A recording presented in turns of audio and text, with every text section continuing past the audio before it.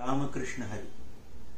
सावित्रीबाई फुले पुणे विद्यापीठाच्या संत नामदेव अध्यासन आणि संत तुकाराम महाराज अध्यासन यांच्या संयुक्त विद्यमाने आपण हा उपक्रम राबवित आहोत. त्याला निमित्त असं आहे की एकनाथांनी ज्ञानेश्वरीची जी प्रत संपादित केली त्याची जयंती परंपरा भाद्रपद मास कपिला षष्ठी प्रतिष्ठानी गोदातटी लेखन कामाटी संपूर्ण झाली या ओवीला अनुसरून भाद्रपद वद्य षष्ठी या दिवशी साजरी केली जाते. तसं पाहायला गेलं तर एकनाथांचं कर्तृत्व खूप मोठं आहे, वाङ्मयीन कर्तृत्व तर अफाट आहे.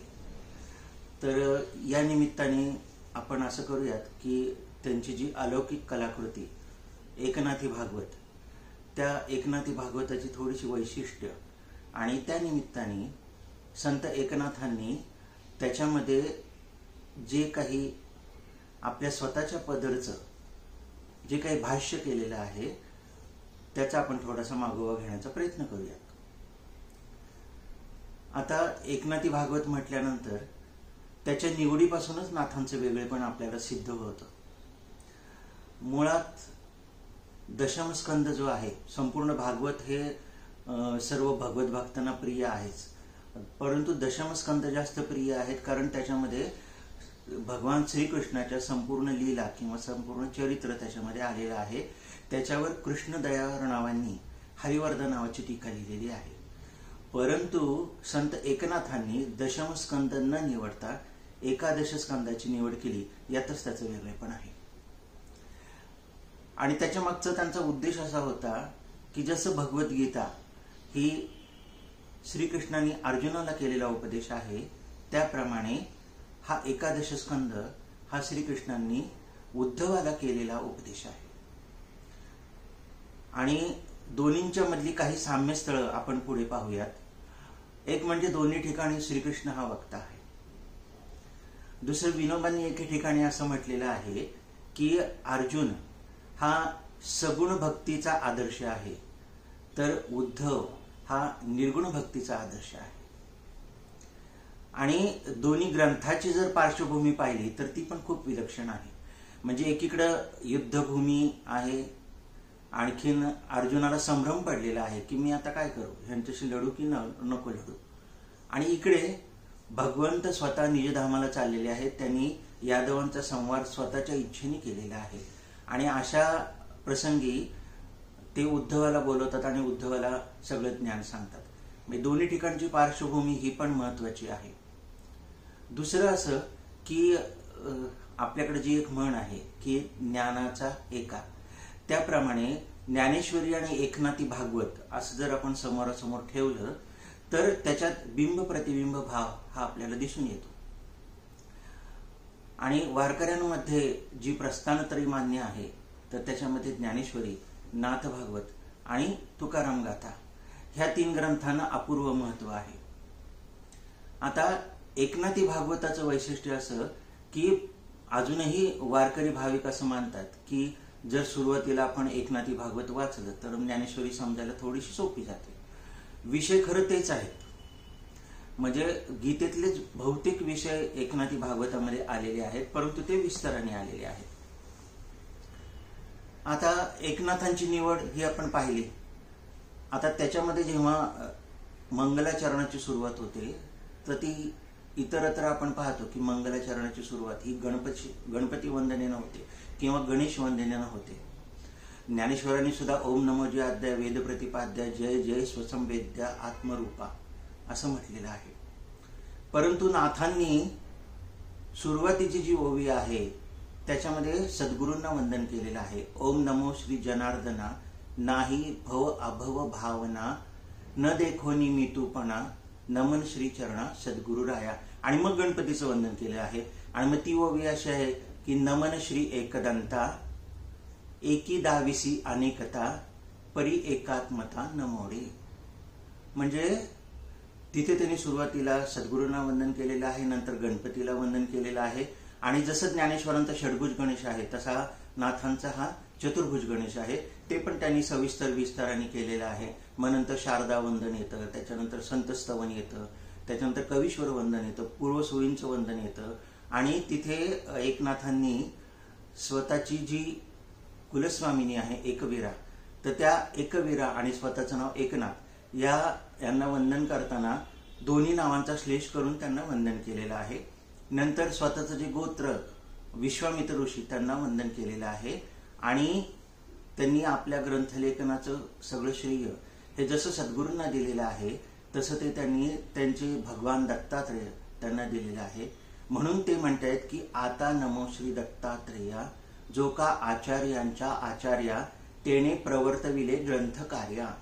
असं म्हणून त्यांनी लेखनाचं सगळं श्रेय किंवा लेखनाची प्रेरणा ही मला भगवान दत्तात्रेयांच्याकडून मिळाली असं म्हणून सुरुवात केलेली आहे. आणि आपल्याला जर थोडीशी आख्यायिका माहिती असेल नाद भागवताची, तर त्यांची सुरुवातीची 5 अध्याय त्यांचे लिहून झाले. मग ते पैठणमध्ये लिहून झाले आणि त्याचा त्यांनी उल्लेख केलेला आहे की ते एकादशीला सुरू केले त्यांनी. आपल्याकडे गीता जयंती सुद्धा एकादशीलाच आपण साजरी करतो.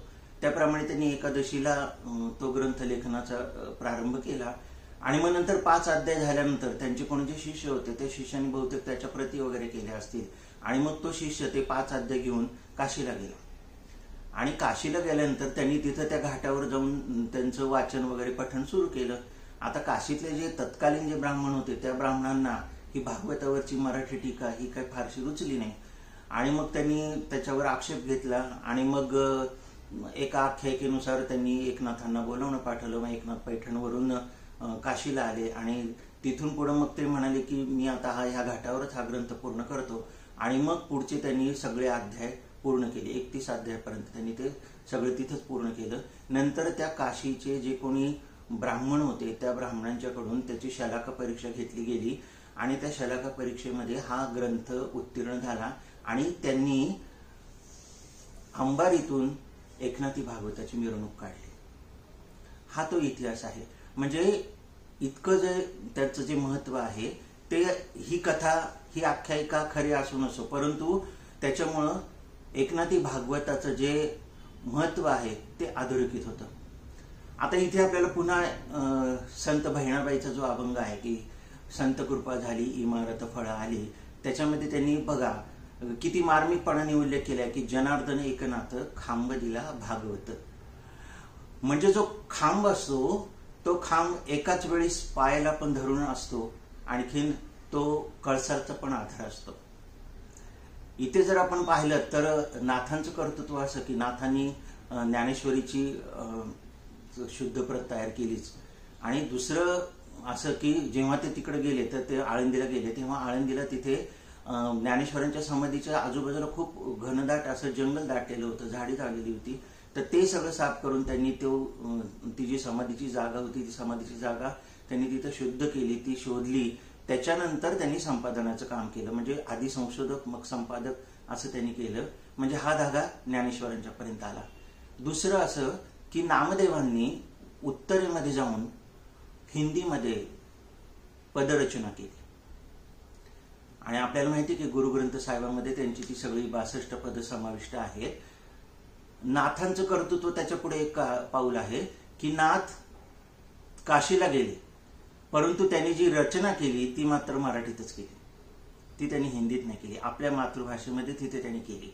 आणि पुढं ह्या पहिल्या अध्यायाच्या नंतर जो एक विषय येतो की संस्कृत वाणी देवे केली प्राकृत काय चोरापासून झाली, हे जे त्यांनी मराठीचा पुरस्कार केला हा खूप आधी ज्ञानेश्वरांनी केला होता की माझा मराठाची बोलू कौतुके परी अमृता ते पैजा जिंके ऐसी अक्षरे रसिके मिळवी ना. एकनाथांनी मराठीचा पुरस्कार केलाच, परंतु चांगल्या अर्थाने त्यांनी मराठीची वकिली केली. कारण या श्लोकानंतर किंवा या ओवीनंतर ज्या काही 5-10 ओव्या येतात त्याच्यामध्ये त्यांनी आपल्या संपूर्ण उदाहरणाने आपला सगळा जो युक्तिवाद आहे तो युक्तिवाद पणाला लावून मराठी भाषा कशी श्रेष्ठ आहे आणि परमार्थ मार्गात भाषेचा अडसर कसा येत नाही. जर समजा तुम्हाला मोक्ष मिळवायचा असेल, परमार्थ साध्य करायचा असेल तर भाषेचा अडसर उपयोगच नाही. जे तुम्हाला संस्कृत भाषेने साध्य होतं तेच तुम्हाला मराठी भाषेने पण साध्य होऊ शकतं, हे त्यांनी युक्तिवाद करून पटवून दिले. आणि त्याच्यानंतर मग त्यांनी ग्रंथाला सुरुवात केलेली आहे. आता जसं जसं ते पुढे जातील त्याप्रमाणे दुसऱ्या अध्यायामध्ये त्यांनी वसुदेव आणि नारद यांचा संवाद वर्णिलेला आहे. आणि त्या वसुदेव नारदाच्या संवादामध्ये नवनारायण आणि जनक यांचा संवाद अंतर्भूत आहे.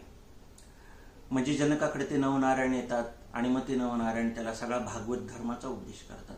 खरं म्हणजे भागवत धर्माचा सगळा उपदेश, ज्याला आपण पायाभूत असं म्हणतो, तर ते सगळं त्या अध्यायामध्ये आलेलं आहे. भागवत धर्म कशाला म्हणायचं, भागवत धर्माचा खरा अधिकारी कोण आणि भागवत धर्माचं मूळ स्वरूप काय, हे सगळं त्या नवनारायणांच्या मुखातून जनकाला ऐकवलेलं गेलेलं आहे आणि नारदांनी ते वसुदेवाला सांगितलेलं आहे. त्याच्यानंतर यदू आणि अवधूत यांचा संवाद आलेला आहे आणि त्याच्यामध्ये अवधूत म्हणजे त्यांनी प्रत्यक्ष दत्तात्रय असंच म्हटलेलं आहे आणि त्याच्यामध्ये त्यांनी खुबीने असं लिहिलेलं आहे की दत्तात्रय शिष्य परंपरा, सहस्रार्जुन यदू दुसरा, तेने जनार्दन तिसरा, शिष्य केला कलियुगी. म्हणजे त्यांचं असं ठामपणाने सांगणं आहे की कलियुगातला भगवान दत्तात्रयांचा पहिला शिष्य हे जनार्दन स्वामी, पुराण काळातले सहस्रार्जुन आणि यदू आणि तिसरा मात्र कलियुगातला जनार्दन स्वामी. आणि असं म्हणून त्यांनी त्या 24 गुरूंचं तपशीलवार वर्णन केलेलं आहे.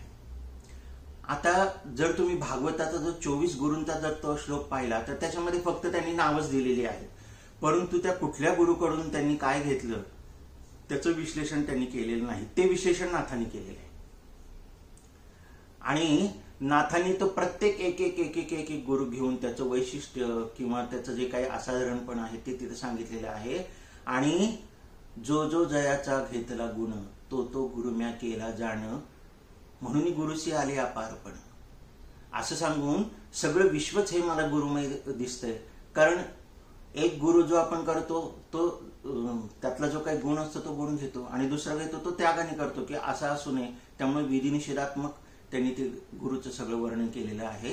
आणखीन नाथांचं वैशिष्ट्य असं, मी तुम्हाला म्हणालो तसं की ते 24 गुरूंचा फक्त नामोल्लेख येतो, त्यांचे तपशील हे काही येत नाही. परंतु पुढे वासुदेवानंद सरस्वती टेंबे स्वामींनी दत्त महात्म्य, दत्त पुराण आणि द्विसहस्त्री गुरुचरित्र हे जे ग्रंथ लिहिले, हे सगळे ग्रंथ लिहिताना त्यांनी त्या 24 गुरूंचं वर्णन केलेलं आहे. आणि ते मी जसं म्हणलं की ज्ञानेश्वरी आणि एकनाथी भागवत हे बिंब प्रतिबिंब आहे, तसं एकनाथी भागवत आणि टेंबे स्वामींनी केलेलं हे 24 गुरूंचं वर्णन हे सुद्धा बिंब प्रतिबिंब असा त्यांचा अनुबंध आहे. अगदी नाथांचे शब्द किंवा नाथांचं तपशील त्यांनी वेगळ्या शब्दामध्ये तिथे मांडलेलं आहे. नाथांच्या दृष्टीने जर पाहिलं तर पहिले 5 अध्याय हे पहिले 5 अध्याय हेच खरं भागवत आहे. पंचाध्यायी एकनाथी भागवत असं त्यांनी म्हटलेलं आहे. पुढचा मग तो सगळा विस्तार आहे. परंतु नाथांच्या दृष्टीने हे पहिले 5 अध्याय म्हणजे ज्याच्यामध्ये जनक आणि नवनारायणांचा संवाद आहे आणि अवधूत आणि जे आपले 24 गुरु सांगितलेले आहेत यदूला त्यांचा संवाद, हे पंचाध्यायी ही म्हणजे तो त्या संपूर्ण 11 स्कंदाचा गाभा आहे. आता पुढे जर आपण गेलो तर ह्या भागवताच्या 11 स्कंदामध्ये खूप असे विषय आलेले आहेत, पण त्या सगळ्या विषयांचं एकच एक सार आहे, तो म्हणजे परमार्थ आणि अद्वैत वेदांत. पुढे जर आपण गेलो तर त्याच्यामध्ये हंसगीता येते, म्हणजे भगवंतानी हंस रूपानं सनकादिकांना केलेला उपदेश. त्याच्यानंतर एक भिक्षुगीत नावाचा प्रकार येतो. हा भिक्षुगीत म्हणजे एक कंजूस मनुष्य असतो आणि मग तो खूप पैसे साठवून ठेवतो, मग नंतर तो निर्धन होतो. निर्धन झाल्यानंतर अर्थापासून कसे अनर्थ उत्पन्न होतात हे त्याला समजतं आणि त्याचं वर्णन मग भगवंतानी केलेलं आहे. दुसरं उर्वशी पुरुरवा आख्यान आलेलं आहे आणि त्या उर्वशी पुरुरवा आख्यानाच्या निमित्तानं शरीराची नश्वरता किंवा भोगाची नश्वरता ही नाथांनी वर्णन केलेली आहे आणि अतिशय सुंदर पद्धतीने वर्णन केलेले आहे. म्हणजे दोन्ही ठिकाणी नाथांनी आपली जी सगळी प्रतिभा आहे ती प्रतिभा पणाला लावून त्याच्यामध्ये खूप असं जीव ज्याला आपण म्हणूयात की मनापासून त्यांनी तो सगळा प्रसंग रंगवलेला आहे. दुसरं असं की भगवद्गीतेच्या 2ऱ्या अध्यायामध्ये सांख्ययोग आलेला आहे. तसाच सांख्ययोग एकनाथी भागवतामध्ये आलेला आहे आणि भगवद्गीतेच्या 10व्या अध्यायामध्ये विभूती योग आलेला आहे. तसाच विभूती योग पुढे एकनाथी भागवतामध्ये आलेला आहे. फक्त नसेल तर तो काय विश्वरूप दर्शन, म्हणजे भगवंतांनी अर्जुनाला जे विश्वरूप दर्शन केलं तर ते फक्त भागवतामध्ये नाहीये, बाकी सगळे विषय तेच आहेत. आता पूजा विधान वगैरे हे पण हा तर नाथांचा खूप आवडीचा विषय आहे. पुढे जाऊन नाथांनी ते सगळं सांगितलेलं आहे की प्रत्येक पर्वकाळ कसा साजरा करावा, भगवंताचे जे दशावतार आहेत त्या दशावतारांची जयंती कशी साजरी करावी, त्यातल्या देवालयाची आपण सेवा कशी करावी, सडा संमार्जन रांगोळी इथपासून त्यांनी खूप तपशीलवार वर्णन केलेलं आहे. आणखीन तिथे त्यांची प्रतिभा आपल्याला पुन्हा एकदा दिसते. बरं, नाथांनी हे जे सगळं केलेलं आहे हे ते सगळं अंतःकरणापासून केलेलं आहे, त्यांच्या प्रतिभेने केले. ते वाचताना आपल्याला कुठे असं जाणवत नाही की इथे काहीतरी कलाकुसर आहे, असं अजिबात जाणवत नाही. इतकं ते नाथांनी सगळं अंतःकरणपूर्वक किंवा ज्याला आपण म्हणूयात की मनापासून असं केलेलं आहे. आणि नाथांचं वैशिष्ट्य असं की नाथांनी हे सगळं करता करता कुठेही अद्वैताचा धागा सोडलेला नाहीये, गुरुभक्तीचा धागा सोडलेला नाहीये. ह्या 31 अध्यायांचं वैशिष्ट्य असं की प्रत्येक अध्यायाच्या सुरुवातीला त्यांनी जनार्दन स्वामींना वंदन केलेलं आहे, रूपक केलेली आहे. काही ठिकाणी ते सद्गुरूंना मेघ म्हणतात, काही ठिकाणी क्षीरसमुद्र म्हणतात, काही ठिकाणी समुद्र नुसता समुद्र, काही ठिकाणी क्षीरसागर म्हणतात, काही ठिकाणी वैद्य म्हणतात, काही ठिकाणी धन्वंतरी म्हणतात. असं करून त्यांनी प्रत्येक अध्यायाचा प्रारंभ हा सद्गुरूंना वंदन करून केलेला आहे. आणि त्याच्या पुढे जाऊन ज्ञानेश्वरीमध्ये 13व्या अध्यायात आचार्योपासना या शब्दावर ज्ञानेश्वरांनी जी काही टीका केली आहे आणि गुरुसेवेची जी काही बहारदार वर्णनं केलेली आहेत, ज्या काही ओव्या लिहिलेल्या आहेत, तशीच वर्णनं 12व्या अध्यायाच्या शेवटी गुरु उपासना या शब्दावर नाथांनी केलेली आहेत. आणि त्याच्यामध्ये मी म्हणाल तसं बिंब प्रतिबिंब भाव आहे. परंतु नाथांचं वैशिष्ट्य असं की ज्ञानेश्वरीच्या पेक्षा दुप्पट ओव्या त्यांनी गुरुवर्णनासाठी किंवा गुरु उपासनेसाठी, आचार्य उपासनेसाठी खर्ची घातलेली आहेत. आणि ते सुद्धा वर्णन जे आहे ते अतिशय खूप रसाळच आहे, रसाळच म्हणायला हवं ते, इतकं ते रसाळ वर्णन आहे ते.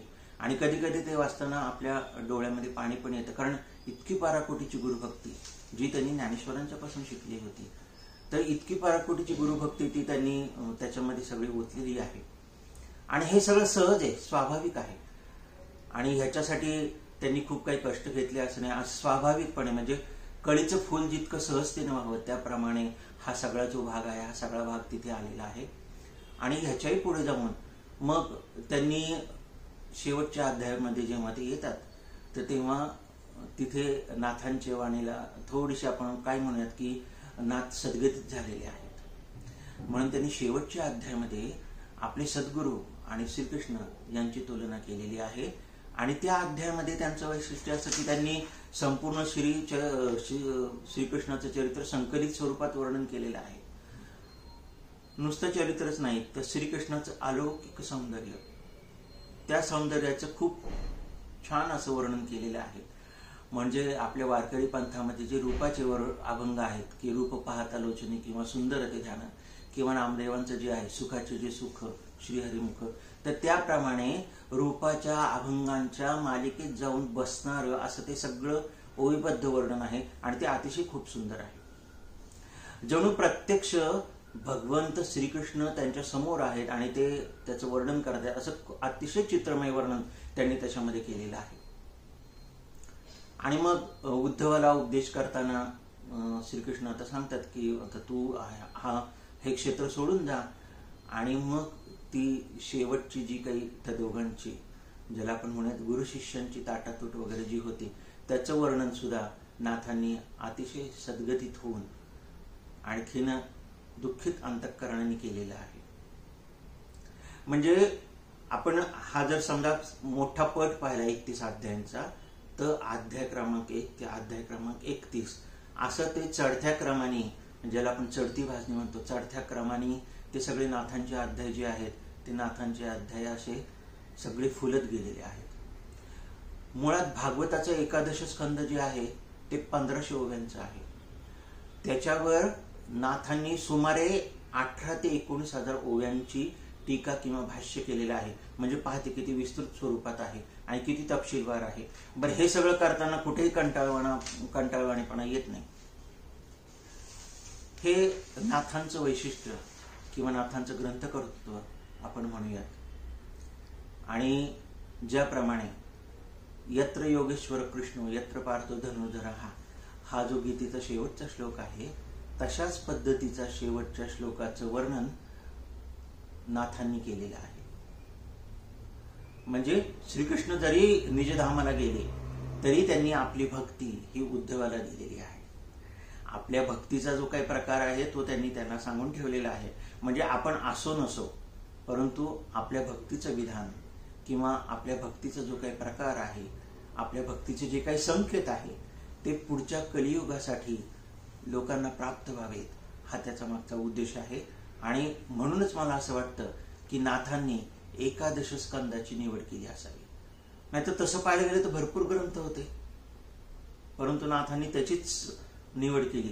त्याच्या मागची थोडीशी पूर्वपेटिका अशी की नाथांचा आधीचा सुरुवातीचा जो ग्रंथ आहे तो चतुश्लोकी भागवत, म्हणजे 4 श्लोकी जो भागवत आहे तो 4 श्लोकी भागवत जनार्दनांनी सांगितलं की बाबा तू ह्या चतुश्लोकी भागवतावर आता टीका लिही. आणि मग कदाचित नाथांचं समाधान झाले नसावं की भागवताच्या 4 श्लोकावरच आपण टीका करण्यापेक्षा संपूर्ण भागवतावर करावी, मग संपूर्ण भागवतावर करण्यापेक्षा फक्त 11 स्कंदावर करावी, असं काहीतरी नाथांच्या मनामध्ये घोळत असावं आणि असं काहीतरी नाथांचा मानस असावा. आणि त्याप्रमाणे नाथांनी ही सगळी टीका बहारदार रीतीनं आपल्या समोर मांडलेली आहे. आणि ज्याप्रमाणे ज्ञानेश्वरीमध्ये ज्ञानेश्वरीचं समाप्ती ही पसायदानाने होते, त्याप्रमाणे नाथांनी ते सगळं आणलेलंच आहे. परंतु आज सुद्धा जिथे जिथे एकनाथी भागवताचं पारायण होतं, तर त्या एकनाथी भागवताच्या ग्रंथाच्या पारायणाची समाप्ती ही चिरंजीव पदाने होते. आणि हे चिरंजीव पद अतिशय सोपं आणि सुटसुटीत आहे. तर त्याच्यामध्ये मनुष्य देहाचं कर्तृत्व काय आहे की मानवी देहाचं सार्थक काय आहे, हा सगळा उपदेश त्यांनी त्याच्यामध्ये केलेला आहे. आणि चिरंजीव पद वाचल्यानंतर नाथ भागवताची समाप्ती होते. ज्याप्रमाणे आत्माराम वाचल्यानंतर दासबोधाची समाप्ती होते, त्याचप्रमाणे चिरंजीव पद वाचल्यानंतर नाथ भागवताच्या वाचनाची किंवा पठणाची समाप्ती होते. असं हे एकनाथांचं खरोखर अलौकिक कर्तृत्व आहे, वाङ्मयीन कर्तृत्व आहे. ती वाङ्मयीन श्रीमूर्तीच आहे. तर अशा या एकनाथ, आणि आपल्याकडे जसा घोष आहे की ज्ञानदेव तुकाराम किंवा विठोबा रखुमाई, त्याप्रमाणे पैठणमध्ये दत्तात्रय भानुदास जनार्दन एकनाथ असा गजर आहे. तर दत्तात्रय भानुदास जनार्दन एकनाथ असा गजर करून आणि नाथांच्या कृतीला, स्मृतीला म्हणण्यापेक्षा कृतीला वंदन करून आपण थांबूया. धन्यवाद.